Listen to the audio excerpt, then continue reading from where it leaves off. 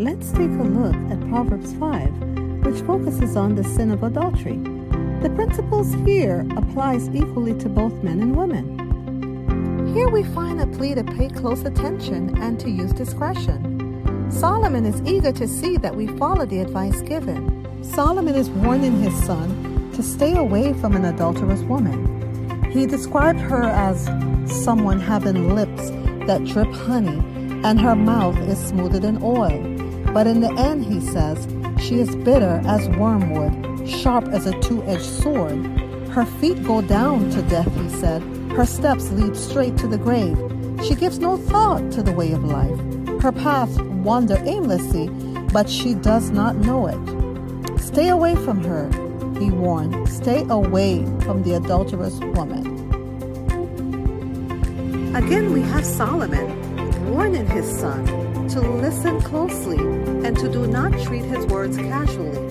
He warns him to keep his distance from an adulterous woman. Absolutely stay out of her neighborhood, he says. Do not squander your wonderful life. Do not waste your life among the hard-hearted. He's saying, why should you allow strangers to take advantage of you? Why be exploited by those who care nothing about you? You don't want to end your life full of regrets, do you? With nothing but sin and bones? And in the end saying, why didn't I listen? Why didn't I live a life filled with discipline? Why didn't I listen to those that tried to warn me? Oh, in the end, my friend, you may be saying, my life is ruined. I have nothing to show for it. As we move on to verses 15 through 20, we see a shift in the warning that Solomon previously gave us. Now he is giving us the advantage to being faithful. So now let's dig into verses 15 and 16, which reads, drink water from your own cistern and running water from your own well.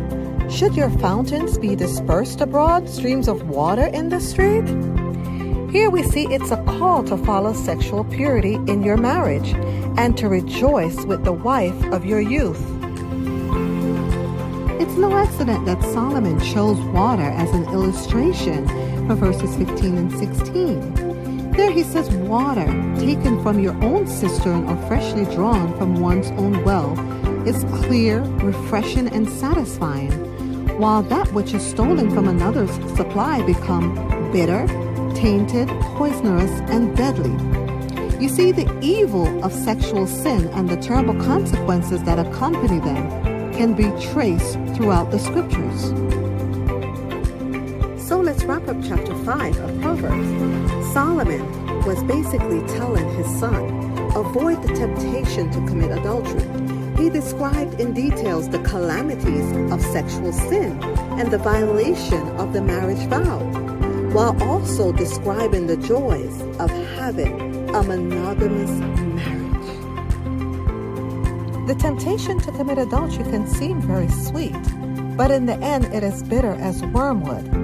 And so you may find a person that have committed adultery.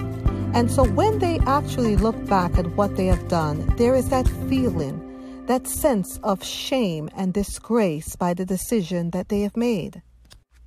In the end, Solomon says, mark well that God doesn't miss a move that you make.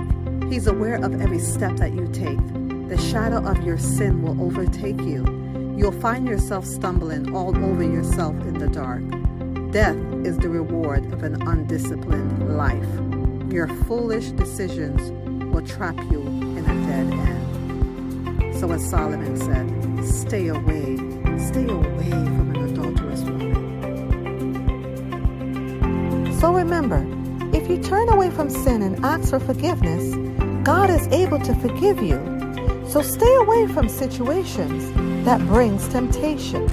Until next time, bye.